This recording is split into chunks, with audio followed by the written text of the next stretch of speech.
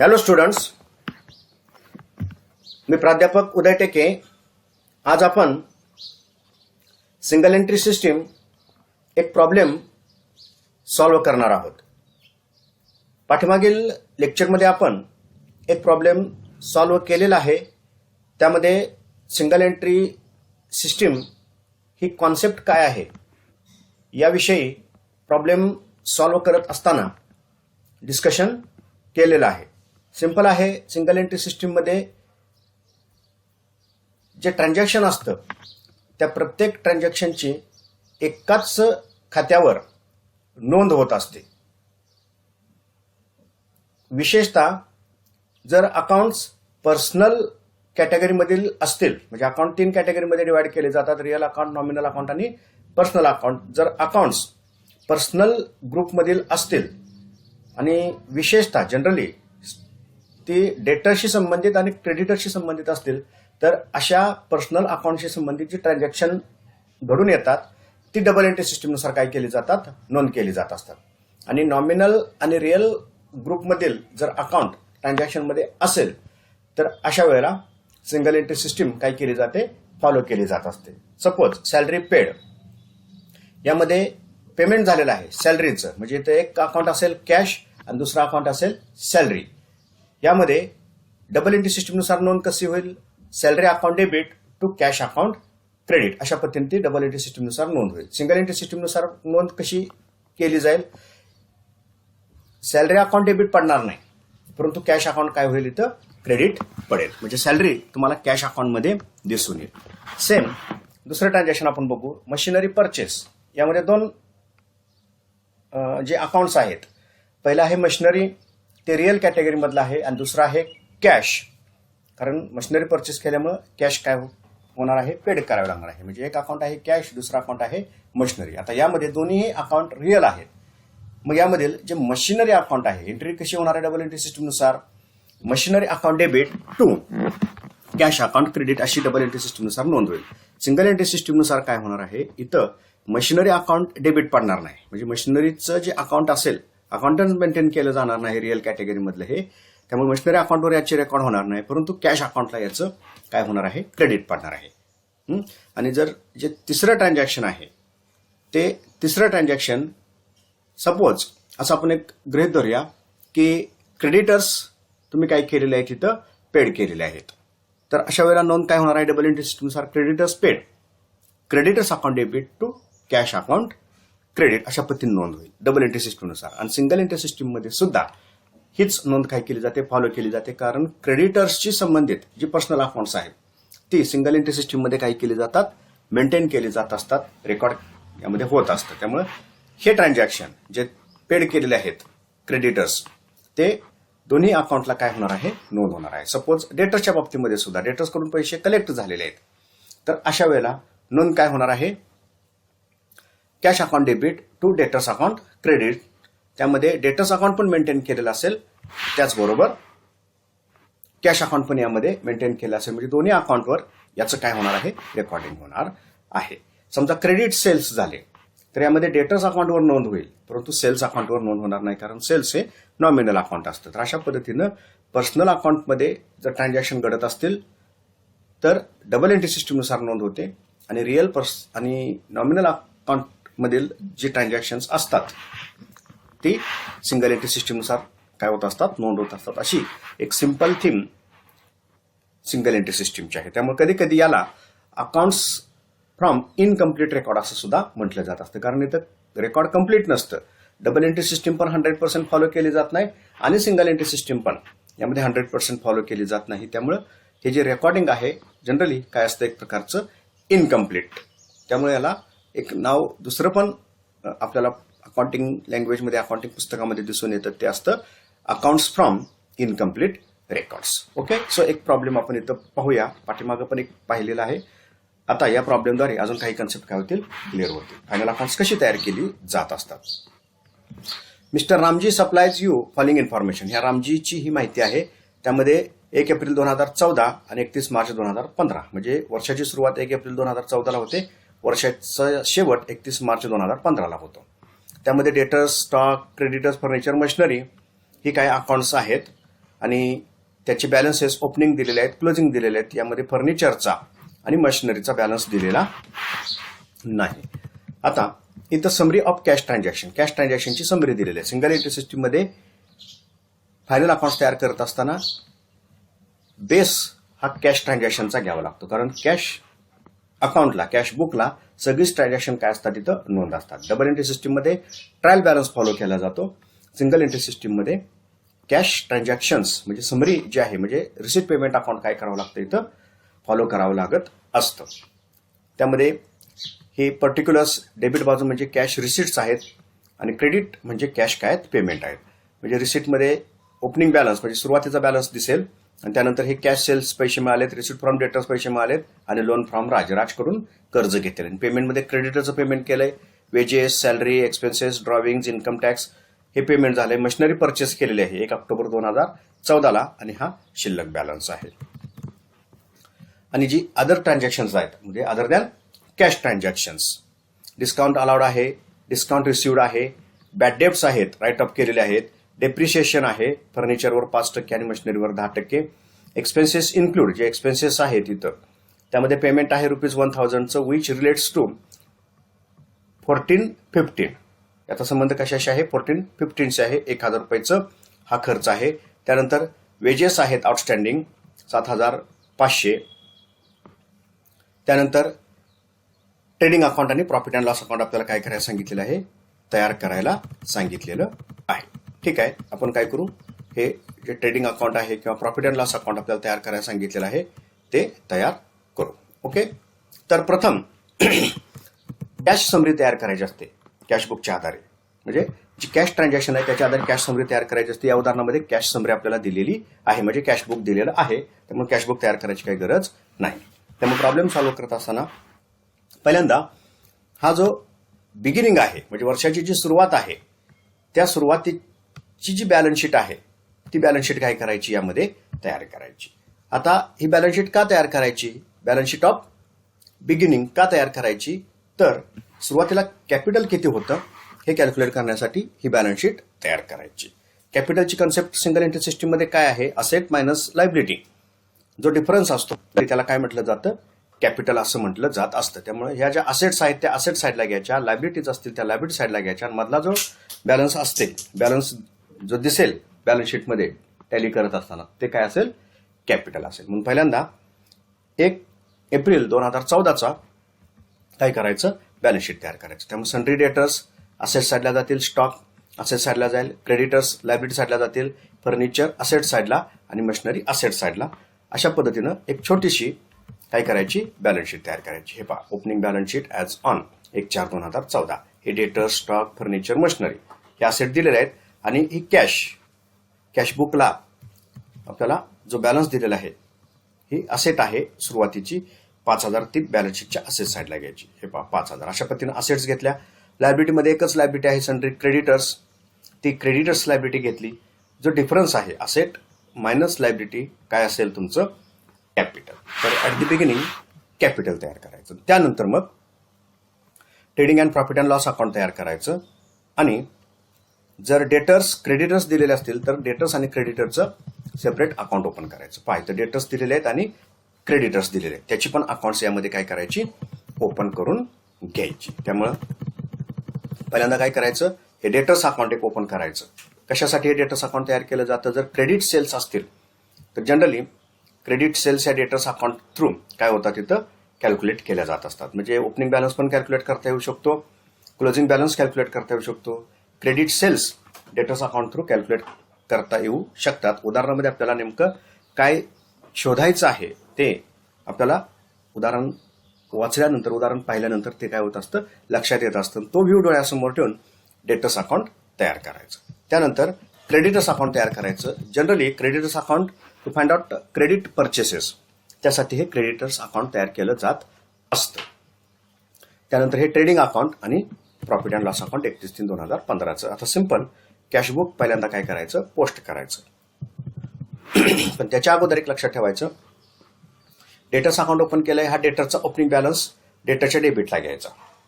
त्यानंतर स्टॉक जे आहे ओपनिंग स्टॉक हा ट्रेडिंग अकाउंटला ओपनिंग स्टॉक म्हणून घ्यायचा. फर्निचर घ्यायची काही गरज नाही, अकाउंट ओपन केलेलं नसतं. मशिनरीचा पण विचार करायचा नाही. कॅश आपण कॅशबुकला सुरुवातीला घेतलेली आहे आणि सन्ड्री क्रेडिटर्सचा अकाउंट ओपन केलंय बाय बॅलन्स म्हणून. सन्ड्री क्रेडिटर्सला हा बॅलन्स काय करायचा, ट्रान्सफर करायचा. ओके, अशा पद्धतीनं जे ओपनिंग बॅलन्सेस आहेत त्या अकाउंटला ट्रान्सफर करायचे. आणि जे कॅपिटल आहे हे at the beginning opening capital हे जे आपण क्लोजिंग बॅलन्स शीट तयार केली आहे 31/3/2015 त्यामध्ये कॅपिटल बॅलन्स म्हणून ओपनिंग बॅलन्स काय करायचा, तो फॉरवर्ड करायचा. कॅपिटल हा 3,10,000 आपण बॅलन्स इथं फॉरवर्ड केला आणि मग त्यामध्ये कॅपिटलचे ट्रान्झॅक्शन वगैरे नोंद होत असतात. आता आपण कॅशबुकचा पहिल्यांदा विचार करूया. कॅश सेल्स एंट्री काय आहे, cash account debit to sales. Trading अकाउंटच्या कुठं जाईल, हे क्रेडिट साईडला जाईल. ट्रेडिंग अकाउंटच्या क्रेडिट साईडला हे पहा, sales cash sales. Credit sale असू शकतात, ते आपल्याला कॅल्क्युलेट करावे लागतील म्हणून इथं आपण क्रेडिट सेल्स घ्यायचं. आकडा आपण हा बरोबर येतोय का पाहू. तर कॅश सेल्स हे पहिलं ट्रान्झॅक्शन आहे. दुसरं ट्रान्झॅक्शन कोणतं आहे, रिसिव्ड फ्रॉम डेटर्स. डेटर्स कडून पैसे मिळाले. Cash account debit to debtors. डेटर्सच्या क्रेडिटला जाईल ते. हे पहा, कॅश अँड बँक 3,90,000 डेटर्स कडून पैसे मिळाले. 3,90,000. आणि लोन फ्रॉम राज.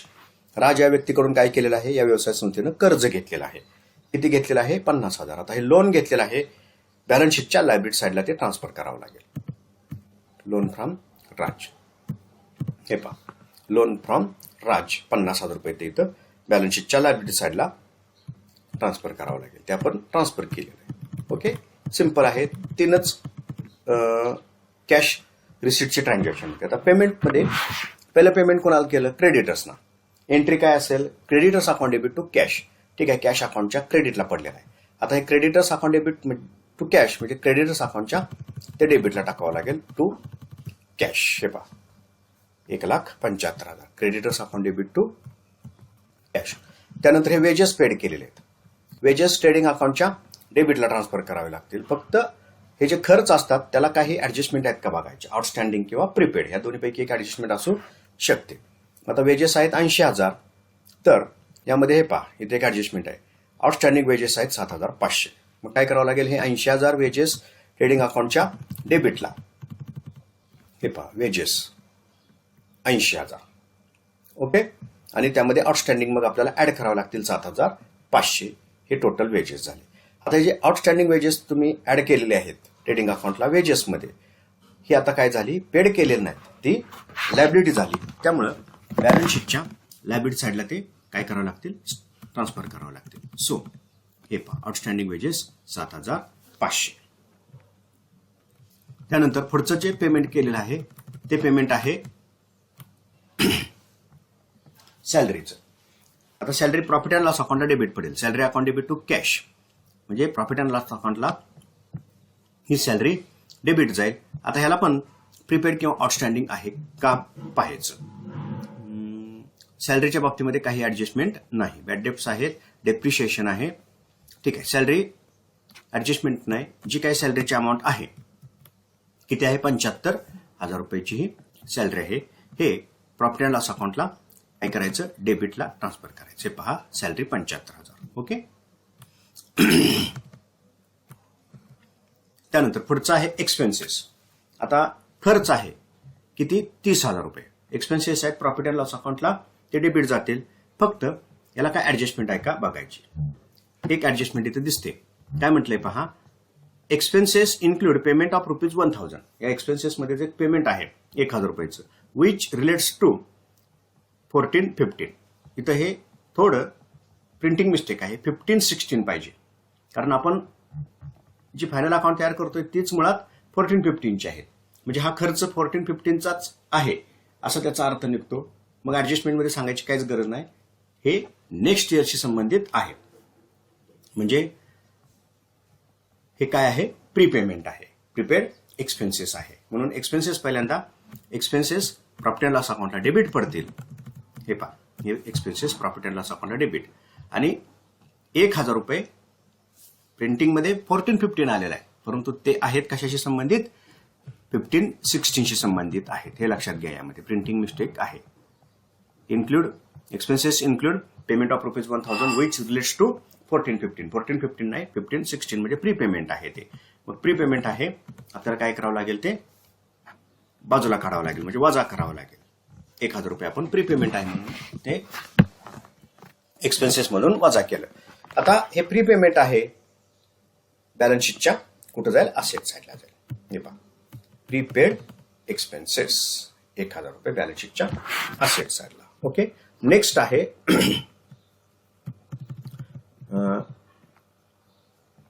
हे पहा ड्रॉविंग्स. आता ड्रॉविंग्स कॅपिटल मधून काय होतात लेस होतात.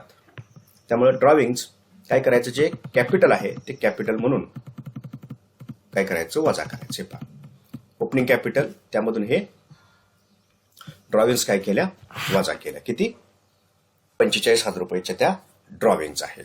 ओके पुढचं जे पेमेंट आहे ते आहे इन्कम टॅक्स. किती रुपयाचं पेमेंट झालेलं आहे इन्कम टॅक्सचं ₹15,000 इन्कम टॅक्सचं पेमेंट झालेलं आहे. आता हा जो इन्कम टॅक्स आहे हा नफ्यामधून दिला जातो. इन्कम टॅक्स जो आहे तो नफ्यामधून दिला जातो. त्यामुळं तो काय करायचा जो प्रॉफिट कॅल्क्युलेट होईल त्यामधून वजा करायचा. म्हणजे थोडक्यात काय तो प्रॉफिट कॅल्क्युलेट करून आपण कॅपिटलमध्ये ऍड करतो. त्यामुळं हा इन्कम टॅक्स इथं कॅपिटलमधून काय करायचा वजा करायचा. Income tax ₹15,000 income tax. आणि मुळात हा जो इन्कम टॅक्स आहे हा इंडिव्हिज्युअल एक्सपेन्सेस आहे तो बिझनेसचा नाही. जर बिझनेसचा टॅक्स असता तर तो प्रॉफिट अँड लॉस अकाउंटला काय केला जातो ट्रान्सफर केला जातो. इन्कम हे इन्कम मग कोणाचं विचारात घ्यायचं तर हा जो व्यक्ती आहे त्या व्यक्तीचं जे पर्सनल इन्कम आहे किंवा इन्कम जे आहे त्याच्यावरचा हा काय केलेला आहे टॅक्स दिलेला आहे. जो बिझनेसचं जे कॅश ट्रान्झॅक्शन्स आहेत त्यामध्ये काय झालेला आहे तो ऍड झालेला आहे. त्यामुळे ते सुद्धा एक प्रकारचं काय आहे ड्रॉविंगचं आहे. ह्या जर व्यवसायाचा इन्कम टॅक्स असता तर ते प्रॉफिट अँड लॉस अकाउंटला पण डेबिट टाकू शकतो. परंतु इथं हा काय आहे इन्कम कशाचा विचारात घ्यायचा आहे हा व्यक्तिगत इन्कम विचारात घ्यायचा आहे त्याच्यावरचा हा टॅक्स पेड केलेला आहे असं गृहीत धरून ड्रॉविंग होणार हे आणि मग ते कॅपिटल मधून काय होणार लेस होणार. ओके त्यानंतर जे पेमेंट आहे ते आहे मशिनरी परचेस केली आहे 1 ऑक्टोबर 2014 ₹50,000. मग सुरुवातीची जी मशिनरी आहे हे पाही मशिनरी आहे 1,75,000 सुरुवातीची. ती बॅलन्स शीट मध्ये पहिल्यांदा काय करायची ब्रॉट फॉरवर्ड करून घ्यायची. हे पहा मशिनरी 1,75,000 त्यामध्ये ऍड केलं ₹50,000. त्यामध्ये ऍड केले ₹50,000 म्हणजे झाले किती आता ₹2,25,000 मशिनरी झाली. हा पहिला टप्पा डेप्रिशिएशन नंतर विचारात घेऊ आपण. त्यानंतर मशिनरी नंतर आहे क्लोजिंग बॅलन्स. हा बॅलन्स शीटच्या असेट साईडला जाईल. जी क्लोजिंग बॅलन्स शीट आपण तयार केली आहे त्या बॅलन्स शीटच्या तो असेट साईडला जाईल. हे पहा कॅश आणि बँक बॅलन्स ₹30,000. ओके नेक्स्ट आहे काही ऍडिशनल ट्रान्झॅक्शन दिलेले आहेत अदर दॅन कॅश ट्रान्झॅक्शन्स. पाहता कोणती कोणती ट्रान्झॅक्शन्स आहेत. डिस्काउंट अलाउड आहे. सिंपल एंट्री असते याची discount allowed that is discount account debit to debtors account credits म्हणजे डेटर्स अकाउंटच्या क्रेडिटला पडेल. हा डिस्काउंट अलाउड ₹6,000.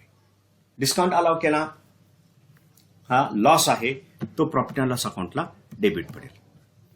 हे पहा डिस्काउंट अलाउड किती ₹6,000. ओके त्यानंतर डिस्काउंट रिसिव्ड डिस्काउंट मिळाला क्रेडिटर्स कडून डिस्काउंट मिळतो. एंट्री काय असेल creditors account debit to discount account credit म्हणजे क्रेडिटर्सच्या डेबिटला. हे पहा डिस्काउंट रिसिव्ड 5,000 आणि हा प्रॉफिट आहे एक प्रकारचं तो प्रॉफिट अँड लॉस अकाउंटच्या क्रेडिटला ट्रान्सफर होईल डिस्काउंट रिसिव्ड. ओके त्यानंतर जे नेक्स्ट ट्रान्झॅक्शन आहे डेप्रिशिएशन फर्निचरवर 5%. सिंपल आहे फर्निचरचा ओपनिंग बॅलन्स घ्यायचा. ओपनिंग बॅलन्स किती आहे फर्निचरचा ओपनिंग बॅलन्स शीटमध्ये आहे पहा ₹20,000 त्याच्यावर 5% डेप्रिशिएशन. तर अगोदर फर्निचरचा विचार करू. ही बॅलन्स शीट हे फर्निचर 20,000 त्याच्यावर 5% 20,500 म्हणजे ₹1,000. ओके हे डेप्रिशिएशन वजा करा बॅलन्स किती दिसेल 19,000 दिसेल. ओके आता हे जे 1,000 डेप्रिशिएशन आहे ते प्रॉफिट अँड लॉस अकाउंटला ट्रान्सफर होईल. हे फर्निचरवरचं डेप्रिशिएशन प्रॉफिट अँड लॉस अकाउंटला 1,000 ट्रान्सफर केलं. आता नेक्स्ट जे डेप्रिशिएशन आहे ते आहे मशिनरीवरचं 10%. ओके. मग आता हे जे 10% डेप्रिशिएशन आहे, इथं 2 ट्रान्झॅक्शन आहेत मशिनरीची. एक ओपनिंग बॅलन्स आहे, इथे आहे तो ओपनिंग बॅलन्स शीटमध्ये दिसतो तो 75,000, 1,75,000.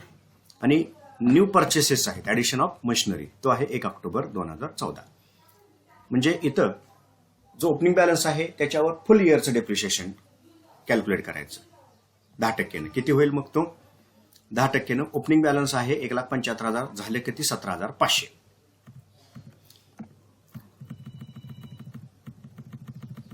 हे पहा, हे 17,500 डेप्रिशिएशन ओपनिंग बॅलन्स होईल. आणि जे ऍडिशन्स आहेत 50,000, त्याच्यावर 6 महिन्याचं डेप्रिशिएशन 10%. पूर्ण वर्षाचं होणार 10%, 5,000, त्याच्यावर 6 महिन्याचं म्हणजे निम्म, थोडक्यात 2,500. असं मिळून डेप्रिशिएशन किती असेल? 17,500 आणि 2,500, 20,000 हे डेप्रिशिएशन असेल. ओके. मग हे 1,75,000, ऍडिशन 50,000, डेप्रिशिएशन वजा 20,000 केले, बॅलन्स किती दिसेल? 2,05,000. तो काय करायचा? अशा पद्धतीनं बॅलन्स ट्रान्सफर करायचा, बॅलन्स शीटच्या असेट साईडला दिसेल. ओके. अशा पद्धतीनं ही ट्रान्झॅक्शन्स आपण नोंद केली.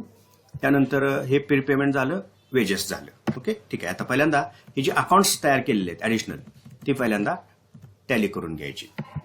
इथं सन्ड्री डेटर्समध्ये ही सगळी ट्रान्झॅक्शन नोंद केली. क्लोजिंग बॅलन्स त्यांनी दिलेला आहे. त्याला जो क्लोजिंग बॅलन्स आहे, जे बॅलन्सेस सुरुवातीला दिलेत त्यामध्ये क्लोजिंग बॅलन्स दिलेला आहे, पहा डेटर्स. मग ओपनिंग बॅलन्स दिलाय, क्लोजिंग बॅलन्स दिलाय, तर इथं क्रेडिट परचेसेस काढावे लागतात. म्हणून क्लोजिंग बॅलन्सेस घ्यायचा. हे पाहिजे क्लोजिंग बॅलन्स घेतला, किती? 1,05,000 रुपयाचा. ओके. एक ऍडजस्टमेंट राहून गेलेले माझ्या मते. इथं बॅड डेप्स आहेत, पहा.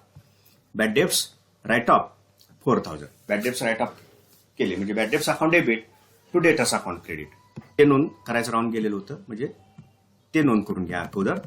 हे पहा, bad debts debit to debtors account credit, म्हणजे बॅड डेप्स डेबिट पडते डेटर्स अकाउंटच्या, ते क्रेडिटला येईल.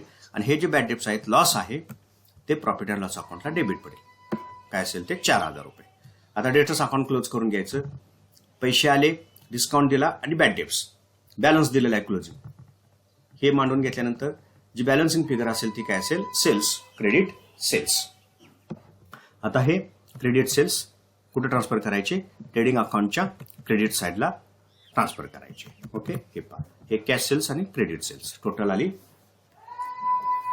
4,70,000.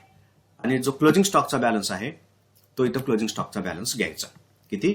85,000 रुपयाचा घेतला. आणि हाच क्लोजिंग स्टॉकचा बॅलन्स पुन्हा बॅलन्स शीटच्या क्लोजिंग बॅलन्स शीट जी आपण तयार करतोय त्याच्या असेट साईडला घ्यायचा. आता हे क्रेडिटर्स अकाउंट काय करायचं? क्लोज करायचं. यामध्ये ओपनिंग बॅलन्स दिलेला आहे, क्लोजिंग बॅलन्स दिलेला आहे, पेमेंट दिलेला आहे, डिस्काउंट रिसिव्ड दिलेला आहे. आता क्लोजिंग बॅलन्स दिलेला आहे 60,000 रुपयाचा. हा क्लोजिंग बॅलन्स इथं सन्ड्री क्रेडिटर्स अकाउंटला क्लोजिंग बॅलन्स म्हणून दाखवायचा आणि तोच बॅलन्स बॅलन्स शीटच्या लायबिलिटी साईडला ट्रान्सफर करायचा. हे पहा, सन्ड्री क्रेडिटर्स बॅलन्स शीटच्या लायबिलिटी साईडला. आणि जो बॅलन्सिंग फिगर असेल ह्या क्रेडिटरची, ती काय दिसेल? Credit purchases. हे पहा, बॅलन्सिंग फिगर क्रेडिट परचेसेस 1,85,000, म्हणजे डेबिट टोटल करायची, हा ओपनिंग बॅलन्स वजा करायचा, बॅलन्सिंग फिगर काय असेल? Credit purchases. आणि हे क्रेडिट परचेसेस कुठे ट्रान्सफर करायचे? ट्रेडिंग अकाउंटला. म्हणजे सगळे जे परचेसेस आहेत ते क्रेडिट परचेसेस आहेत, कॅश परचेसेस नाहीत, कारण कॅश बुक आपण बघितलेलं आहे. मग अशा पद्धतीनं सेल्स आणि परचेसेस कॅल्क्युलेट केल्या. आता ट्रेडिंग अकाउंट क्लोज करायचं. क्रेडिट जास्त आलं, डेबिट जर कमी आलं तर ग्रॉस प्रॉफिट असेल. हा ग्रॉस प्रॉफिट कॅल्क्युलेट केला, क्रेडिटची टोटल केली, डेबिट त्यामधून वजा केलं, ग्रॉस प्रॉफिट आपल्याला अवेलेबल झाला. हा ग्रॉस प्रॉफिट अँड लॉस अकाउंटला ट्रान्सफर करायचा, 2,07,500. हा डिस्काउंट मिळालेला आहे, ऑलरेडी नोंद केलं. जर क्रेडिट जास्त आली, प्रॉफिट अँड लॉस अकाउंटची क्रेडिट जास्त आली, तर काय असेल? Net profit. म्हणजे क्रेडिट टोटल करायची, हे सगळे एक्सपेन्सेस काय करत जायचं? वजा करत जायचं. टोटल करून हे वजा करायचे आणि काय मिळेल तुम्हाला? मग नेट प्रॉफिट. आणि हा नेट प्रॉफिट कशामध्ये ऍड करायचा? ही जी क्लोजिंग बॅलन्स शीट आहे त्यामध्ये हा नेट प्रॉफिट ऍड करायचा. आणि मग कॅपिटल अकाउंटची टोटल काय करायची? बॅलन्स शीटची जी आउटर हा कॉलम आहे त्यामध्ये टोटल घ्यायची. म्हणजे ओपनिंग बॅलन्स, ड्रॉविंग्स लेस केले आणि प्रॉफिट ऍड करून ही टोटल मिळेल. आणि बाकीचे जे ऍटम आहेत त्याचं इथं पोस्टिंग झालेलं आहेच. बॅलन्स शीट काय होणार आहे? टॅली होणार आहे. तर अशा पद्धतीनं हे सिंगल एंट्री सिस्टीम काय केली जात असते, इथं फॉलो केली जात असते. सिंपल आहे. सगळी ट्रान्झॅक्शन नोंद होतात सिंगल एंट्री सिस्टीमनुसार. वर्षाच्या अखेरला कॅशबुक तयार केलं जातं. कॅशबुकच्या आधारे कॅश ट्रान्झॅक्शन रेकॉर्ड केली जातात आणि त्यानंतर जी नॉन कॅश ट्रान्झॅक्शन्स आहेत, जसं discount allowed, discount received, bad debts, ही ट्रान्झॅक्शन नोंद करून ही जी फायनल अकाउंट्स आहेत ती तयार केली जात असतात. ओके.